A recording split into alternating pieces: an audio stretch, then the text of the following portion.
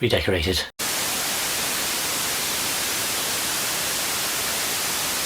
Hey guys, welcome back to Rewind Reviews. We're going to be doing something a little bit different today just to kind of spice things up. I'm going to be looking at 2022's LEGO Star Wars The Skywalker Saga. In total we've had 6 LEGO Star Wars games in the past, all being developed by Traveller's Tales, and with the latest one released in 2022, this one was published by Warner Bros. Interactive Entertainment. It's a single and multiplayer game and spans across all 9 main films in the Star Wars franchise, going from The Phantom Menace all the way through to The Rise of Skywalker. I've got to be honest, for some reason I was convinced that they'd made games of like The Last Jedi and maybe The Rise of Skywalker, so I was quite surprised finding out that the last one that was officially released was The Force Awakens all the way back in 2016. In terms of the LEGO games themselves as a whole, I have been a big fan of this franchise and I have enjoyed seeing how each of these games have kind of built off of what the last one did. They've progressively been getting a lot bigger with a lot more content in them. There's more levels, there's more open world content this time, and I think that it's something that they have really been able to explore, especially with new consoles, new generations that have been coming out, and there's new developers as well. It really has built up this huge franchise, and I think that this is probably the biggest evolution that the LEGO games have actually done. I probably do need to point out that the footage that I'm going to be using throughout the entire video was footage that I created myself using my PlayStation 4, so this is me playing the game, so all the footage that you're going to see is real. I'm not using anyone else. There's no official gameplay footage released by like IGN or any of those other companies. This is completely me. These are all my videos. Yes, I did say PS4. You're probably wondering why I haven't got a PS5. Well, there's a couple of reasons for that. They're too expensive, you can't get hold of them, and there's not enough on them. And when I say there's not enough on them, I mean more exclusive content, so I feel like there's more stuff being developed that's for the PS4. At the time of me recording this, I've only really had a PS4 for about 2 years or so now, and honestly I'm quite happy with the PS4 because I'm getting to catch up on a lot of the games that I kind of missed out on, so that's kind of been the main reason for it. I've been able to play a lot of the games that are exclusive for this console, so I don't need to worry about like downloading or anything. I can literally just go to the shop and say, oh, that's one that I wanted to play, and that's one I'll play. I'm not as big a gamer as you probably think I am. I do play the occasional one here and there, and I do have quite a few that I have played, and the LEGO games are definitely ones that I do keep an eye on. I do really like what they do, like a lot of the comedy and the stories and the way that they sort of like not necessarily adapt what happens in films, but they kind of do their own thing as well, because they had things like the Marvel superheroes and the DC ones where they told their own original stories, so they have always been really fun games. But when it comes to a lot of other games, I do sort of dip in and out of other sort of genres, and I do get a few recommendations from friends, so I do check out different things whenever I can. So I don't necessarily get too excited whenever a brand new game is announced for whatever it is, because it's just not really the thing that I'm most passionate about. I'm most passionate about film, which is why most of this channel is kind of built around films, but I will do the occasional thing here and there where I might do like a TV show, or in this case a video game. When it comes to this game, LEGO Star Wars, this is one that I was excited to actually get to play, because everything that we've been seeing from all the footage that had been released, all the information that we've been given from TT Games, it just seemed like this was going to be a genuinely great game, and you know what? It's pretty good. This is kind of a from the ground up remake of the complete saga. You know, that game focused more on the original saga before Disney took over, so that was just episodes 1 through 6. What this one does is it kind of recreates what they did in those games, but it's updated it in a very different way. So they haven't necessarily just literally gone, okay, this is what we did in this game, let's just do that exact thing for this one and then just like improve the graphics. This is completely recreation, because what they've done here is they've taken a lot of the levels that they did have in the original games and they've kind of updated them to be a lot more bigger, they're a lot more in depth, plus the inclusion of the sequel trilogy with Rey, Finn, Poe, from episode 7 through to 9. One of the big changes is that they've changed a lot of the gameplay style for this, so it isn't exactly what they did in the original games. It's much more closer to what they did in The Force Awakens, with like a slightly more close perspective on like the gun battles as well as the lightsabers as well. But for those of you unfamiliar with the Lego games, what the aim of these games typically is to gather studs to complete the levels. Studs are basically like a form of money that you use to buy things like characters, ships, vehicles, anything that you think that you might want to buy. That's kind of what the studs are for. The more of them that you get, the more that you're able to unlock, the more of the game that you're able to complete. There's also the inclusion of 2 other things that you normally have to collect and gather throughout the games, and that's mini kits, which are like little Lego kits that you're able to find. There's usually about 10 per level, and what you basically do is you'll go around the levels, you'll find 10 of them, and you're able to build like either a comic panel or a ship or a vehicle or some sort of statue, and that'll be part of your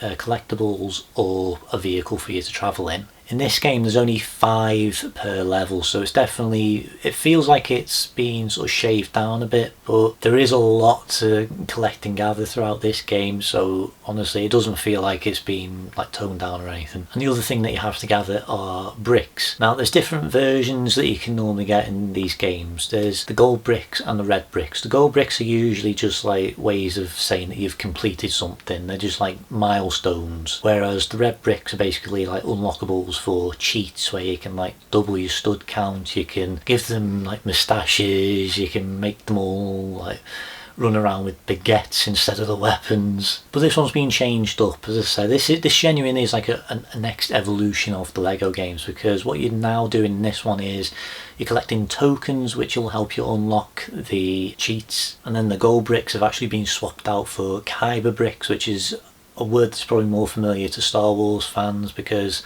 Kyber crystals are what goes into lightsabers. They're the things that make them glow blue, green, purple. So it definitely makes this game feel a lot more unique compared to a lot of the previous ones. It does make me question that wherever the Lego franchise is going to go from here, does that mean that they're going to have to change whatever the gold bricks are for whatever game they are? But it's still all the same system, so it isn't too different from what we've seen before. Now, I also said that the studs are used to be able to buy things, and things that you're able to buy in this includes the characters. There are hundreds of characters to actually find and buy in this game, ranging from all the characters from the prequels with like Anakin and Obi-Wan, all the way through to like the Emperor and Grievous and all the different characters you can possibly think of. And when the game was originally released in April all the way through to May the 4th in 2022, what they did was they were releasing different character packs with various franchises attached to them. So what you'd have is a classic pack, which is basically like all the old yellow Star Wars characters. Then you had things like the Mandalorian and the Bad Batch, and with each new edition we got a load of new characters. They were all free to download eventually, and one of the things that they did was they did a season pass, which is what I got, so I was able to download each of the characters as soon as they were released. So there's 3 different ways of getting characters in this game. The DLC ones will literally be available to download. The ones that you have to buy with studs as well, they're just they normally, you can find the tokens for those characters in levels or in the open world, but a lot of the other ones, especially when they come from like the story, they will automatically appear whenever you play through it. So the further through the game that you get, the more characters you will unlock naturally, and then the more character tokens that you're able to find across the levels, the open worlds and all the little missions and side quests, then you're able to expand how many characters that you have. Something that they've changed up for this game is that they've now separated a lot of the characters into different groups. So you'll have the heroes, you'll have the Jedi, you'll have the Sith, you'll have the dark side, you'll have basically all the different characters with different abilities and skill sets. So only certain characters can do specific things. So like the protocol droids can access consoles and they can like operate machinery, and then you have the bounty hunters who have their own little special side quests and missions. You have the scoundrels who are basically like really good shots, so that they're able to kind of like figure out situations easier. And of course you have the Jedi and the Sith, and they're able to use the Force, and you're able to move objects and get to places that would normally be out of reach for people other than anyone who's got a grapple hook. Certainly a lot better from a few of the previous games they've had, where we had like the Lego Avengers game, where it would sort of show what the characters are able to do, but it's a bit hard to really determine what it is that each character is able to do unless you know the characters. So it's nice actually having a bit more of a visual cue of what it is that each of these characters are able to do, and you're able to go, okay, well this character can do this, so I'm going to pick that. But then one of the other things that you get to unlock are the vehicles and the ships that you're able to travel around in space. They are all genuinely really well realised. It's ships across all three trilogies. There isn't anything from the TV shows just yet. The DLC has started being updated as of this being recorded. A lot of the capital ships, which are like the big carriers, which is really cool, and it is great trying to find ways of actually buying those things because they're 3 million studs each. There is so much to collect in this game. It genuinely is worth the price, and I do think that this is something that you will be playing for a long time. I do like games that you can kind of whiz through, but I think that if you just like blast through it in like 40-50 minutes, then why did you pay like £50 odd for it? It doesn't seem worth it to me. With this game coming out on a lot of newer consoles, the animation's definitely been improved a lot more. They definitely look a lot more realistic. There's a lot more going on, especially like in the backgrounds, like whenever you're walking around the open world, there's like ships and all sorts flying past. All the people walking around are all doing their own little things. It is really in depth, and it does feel huge with the amount of stuff that's being added into this. One thing that sort of caught me a bit by surprise is the way that even like the studs are different this time around, because they're quite big things in the Lego games, you know, easier to spot, but in this one they are actually a little bit smaller. They move a little differently as well. It was a weird thing for me to sort of feel a bit kind of surprised by, because I wasn't really expecting like this level of change from this game, but it was a really nice little decision for them to have done. It definitely took me a little bit of time to get used to the fact that they don't just like burst out of objects anymore. They sort of like shoot up into the air and then disperse. When it comes to the overall gameplay of this one, I think that this is probably one of the best ones that Lego's made. This feels like a proper open world adventure game, because it isn't necessarily a case of you go into a room and then do you want to start the level? Okay. This is more of a journey, so it's like, oh well, this part of the story needs to happen, so what you need to do is you need to get on your speeder and you need to go to the cantina, and as soon as you get to the cantina the mission starts. There is a really good interactivity to it, and that's one of the reasons why the game feels as big as it is. It's even the same when it comes to a lot of the ship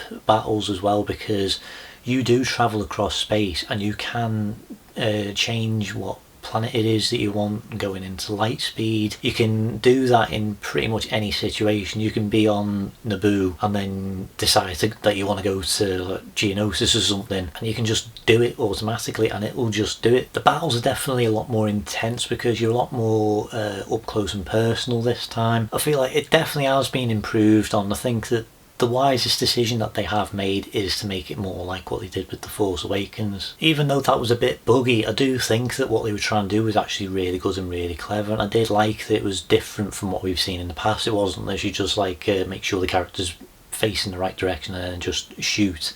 This is like a proper aiming thing. This is like something that you'd normally find in like the Uncharted games, for instance. It can get a bit awkward, but they do have a little lock-on effect if you do if you do need that at all. So it does make it a little bit easier for younger players. I do think that this is something that everyone can play quite easily. I also appreciate what they did with a lot of the lightsaber battles, because they're quite similar to a lot of the gunfights this time, because it's a lot more up close and personal.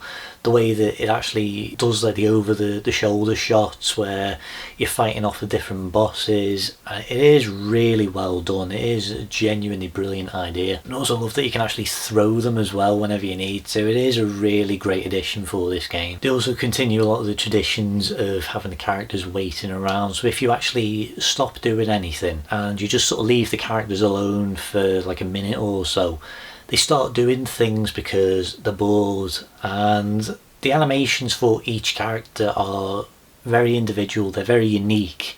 Some of them are genuinely really funny. I think Anakin is probably one of my favourite ones, where he pulls out his lightsaber. It's the episode 3 Anakin, where he pulls out his lightsaber and he activates it and it turns red, and then he panics and he starts bashing it and he tries making it blue. If you get the chance, I genuinely do recommend having a look at what each character is able to do. One of the biggest parts of this game, and pretty much any Star Wars game, are the ship sequences, and I think that these are some of the best ones that they have done. This feels quite close to like the early Battlefront games, you know, all the way from back from the PS2 and Xbox days. If you've never played any of those games before, I do think that this will be a little bit fiddly for you, and I do think it is something that will take a little bit of time getting used to. Basically what you do is the left gear stick is able to move the ship up, down, left, right, whereas the right is able to rotate it. So it can get a bit dizzying if you just sort of push the right gear stick and it just keeps spinning and spinning and spinning, but hey, it's a good trick. It does make it really dynamic, and I do think it looks genuinely amazing. There are sequences and levels where the ship can only really go forwards, and all you've got to do is just sort of avoid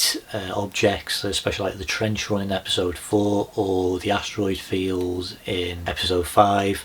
So it might be a little bit awkward if you've got like the axis controls set a certain way. I find it a bit easier having up go up and down go down when it comes to those kind of levels, but when it comes to the actual space exploration stuff, I invert those controls so it is a bit easier to use. So play it in a way that makes you feel happy. Honestly, comparing those levels to a lot of the ones that I have played in the past, even not necessarily in the Lego games, even things like the newer Battlefront games, this is one of the best ones in terms of the flying, because it really does feel like you are doing this, and I think that the way that the controls are utilised, it feels a lot more real, it feels a lot more in line with what the films are able to do.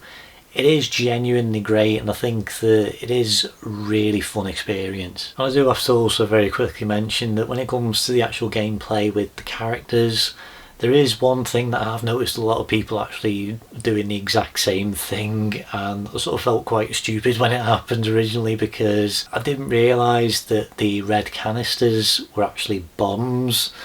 So during the Phantom Menace, which I was playing first, I accidentally brushed one and it started beeping, and I just was like, oh, what's that? And the next thing you know, it exploded, and that was a bit of a surprise. But I've been seeing a lot of people saying that they did the same thing, so I don't feel too bad now. As amazing as the gameplay is, I do think that there are quite a few little bugs here and there which probably might get ironed out in the future. They have definitely started adding like little patches and updates that have started fixing them, but some of the ones that I came across, they weren't too bad. All I need to do is just like pause it and start the level again, so it wasn't too much of an inconvenience.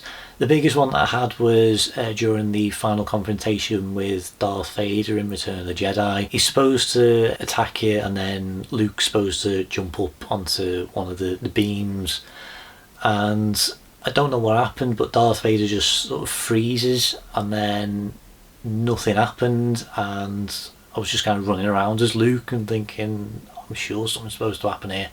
That was probably the biggest bug that I came across, but as I said, all I need to do is just kind of start the level again and it played through fine. When it comes to the stories that are available with this game, what you have are the main 9 films from the Star Wars saga. So you have The Phantom Menace and the prequel trilogy, you have A New Hope and the original trilogy, and you have The Force Awakens and the sequel trilogy. And unlike what you had to do in the original one, what you can do in this one is you can pick which trilogy you want to start off with. So if you don't want to do the prequels, you can just jump straight into the originals and you can just play through them. Or if you want to just do the sequels, you can do that. I'm a bit of a stickler for just trying to do things in order, so, and of course the original, the prequel trilogy was the original Star Wars Lego game that they did create, so I did want to play that one first. So I started off on episode 1 and I went through 1, 2, 3, 4 all the way through to 9. There isn't any extra stories or anything like that, or any unlockable levels that I'm aware of, but there is enough that you can do, especially like when it comes to the open world section. You can travel across basically every planet that is visited in the entire Skywalker Saga, and it is genuinely really in depth. You can go from all the ones from the prequels like Geonosis and Naboo, and then you can go straight across the galaxy to like Exegol and Jakku and all the ones from the sequels. It is a really great way that you can do this, because they do have like this gigantic map of all the planets, and you can, even if you're like in the middle of a mission, you can literally just open up the menu and you can select the planet that you want to go to and then just go there. And when you do, there's loads of little missions and side quests that you can do. It is a really thorough game. There's so much for you to do. Honestly, you will be playing this for a long time, even in space, because it isn't necessarily a case of all the space sections are literally just get from A to B. There's lots of dogfights that you can get involved in. There's capital ship takeovers when you just before you're about to buy them, because you basically have to like defeat it and then you can purchase it. But then there's a few other things as well. You can do like races, and if you get a gold medal while you're doing that, then you can unlock a character or another ship.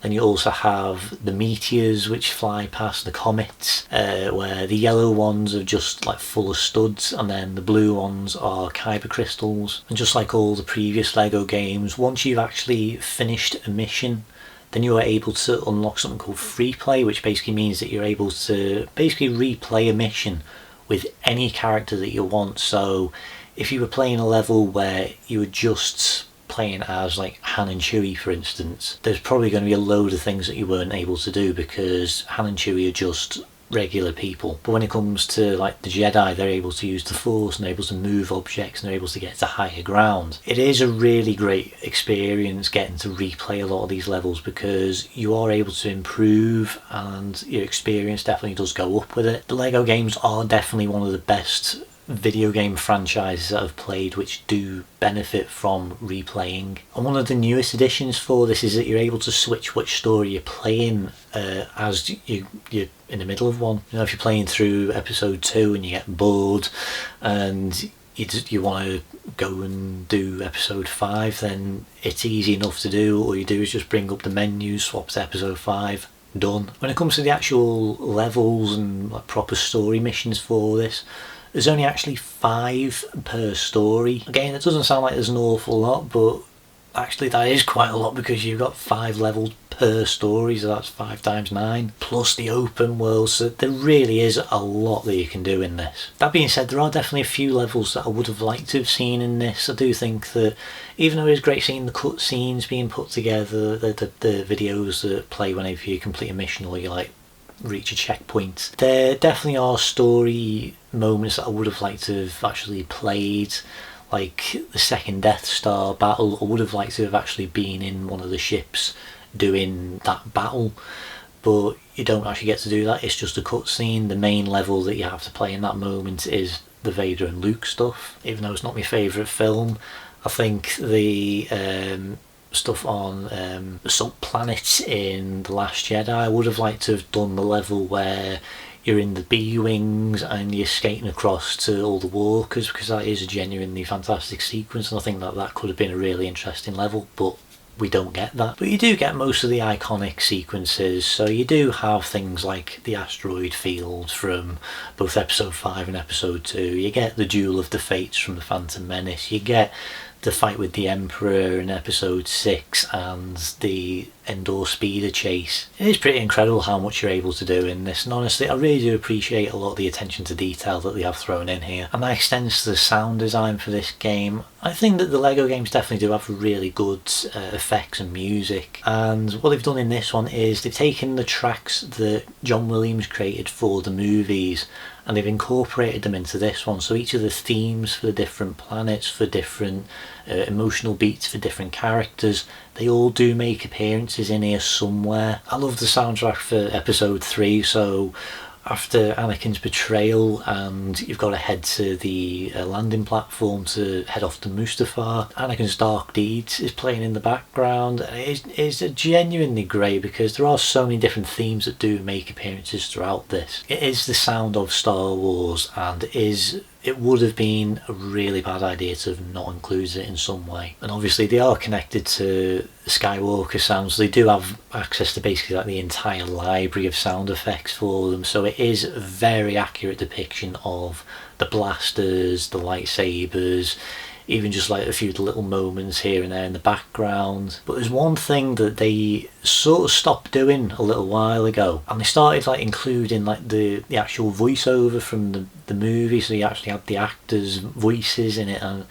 it just wasn't as good as it could have been. And then they started getting in new actors as well, and they were just like creating new dialogue and just going over the lines that they've done in the past. And while I've actually mentioned that, I really appreciate that they actually bring in the voice cast who are part of the Clone Wars series. It's genuinely amazing getting to hear people like Matt Lanter getting to like recreate the lines from Anakin. I don't know if Ashley Eckstein actually came in to do anything for Ahsoka. She doesn't really talk a lot in her sequences, because even though the characters do sort of have their own little moments and their own voices and little as you normally have in the Lego games. One of the things that they do is whenever you have two characters who sort of know each other, they have a little bit of dialogue if you're playing as like the two different characters. So like if you have Vader and Palpatine is going to turn to him and say, "Did I ever tell you the story of Darth Plagueis?" And it's just little moments like that. But when it comes to Ahsoka, who's one of my favourite Star Wars characters, she doesn't really get anything like that, so I do feel like that is something that they could have added into this. But it is genuinely amazing getting to hear the Clone Wars cast being a part of this franchise. But back on to what I was saying, one of the things that they used to do in the early days was mumble. Basically what they've managed to do in this game is they've incorporated a mumble mode where it's free to do. You don't need to unlock it or anything. It's already automatically in the cheats section, and all you need to do is just switch it on and you'll have that classic Lego feel with all the characters just mumbling the entire dialogue. First time I played it through, I did just want to play like with the dialogue, and I wanted to hear like what they actually used, and also wanted to hear the voice cast as well. The second time I did start doing mumble mode just to see how different it was, and it is really worth trying out both. Lego games have always been quite funny, and they incorporate a lot of slapstick and things like that, and this is no different. There are genuinely some really funny sequences. I love how they've skirted over a lot of the darker moments in the movies and some of the more emotional ones, and they've sort of changed it enough so that it's not quite as, you know, intense as it is in the movies. So like Order 66 for instance, I love how Palpatine ends up saying Order 67 and then all the troopers start dancing. But because you have a lot of the voice actors taking part in this as well, there's a lot of verbal comedy as well, so there are definitely a few lines here and there that are quite funny. Overall I think this is an incredibly well made game. It is really fun, it is really entertaining, it's funny. I think that most of the levels are brilliant. It's easy to get into. I do think this is something that families can get together and enjoy. I do actively encourage playing it in multiplayer mode, because it does encourage multiplayer techniques in this. We'll have like one character having to like jump across platforms, and you need the other character to like pull levers so that platforms will rise up, or bars will appear for the character to jump up on. So it is definitely a benefit having somebody else playing this with you, but it is also a great experience even just playing it in a single player mode. I love the voice talent, I love the music, I love the overall sound design, how it is all created, how big it is as well, all the collectibles. It is so in depth and it is genuinely worth playing. In terms of the Lego games, this is one of the best ones that they've made so far. But in terms of the Star Wars games, I also think this is one of the best ones they've made so far. This is definitely up near the top for me. It's a pretty definitive game when it comes to Star Wars. You know, it would be great if they had like the TV shows. I'd love to do things like the Mandalorian, but there's so much that is in this game. It's understandable that they didn't want to include those, so maybe we'll get something like that in the future as its own standalone thing, or a DLC that's added on in the future. Bugs and missing levels aside, I think this is a genuinely brilliant game. This is something that you've got to give a go if you are genuinely a fan of Lego or platforming or role-playing or even Star Wars. This is something that you need to give a go. My rating for this game is 9 out of 10. I'm not planning on doing too many video game reviews because in terms of like my time, I don't really have an awful lot of it, and honestly it's taken me a long time to actually get through this game. I've only really just finished the game, so yeah, it can take a little while for me to get through games compared to film, you know, just 2 or 3 hours compared to something that takes like 30, 40 plus. But this was one that I was looking forward to playing. I was really excited about it and I did want to talk about it, so that's why I did a review for it. That's all I've really got to say for today, so thank you so much for watching. Please like, please subscribe, hit the notification button to keep up to date on everything going on this channel. If you have any suggestions for any movies that you'd like me to take a look at and do a rewind review for, let me know down in the comments. I'm also going to extend that out a little bit more now, so if there's any sort of TV shows or games that you want me to have a look at and I've got easy access to, then yeah, do suggest those. I'll try and get around to them as soon as I can, but please bear in mind TV shows and games do take a long time to get through for me, so I will try my best to get around to them and try and do them if I can. But that's basically everything I've got to say for today, so thank you so much for watching. Let me know what you thought of the game, if you've played it, have you not played it, are you excited to? Let me know down in the comments, I'd love to hear from you. That's all I've really got to say now, so thank you so much, and I'll see you next time on Rewind Reviews. May the Force be with you.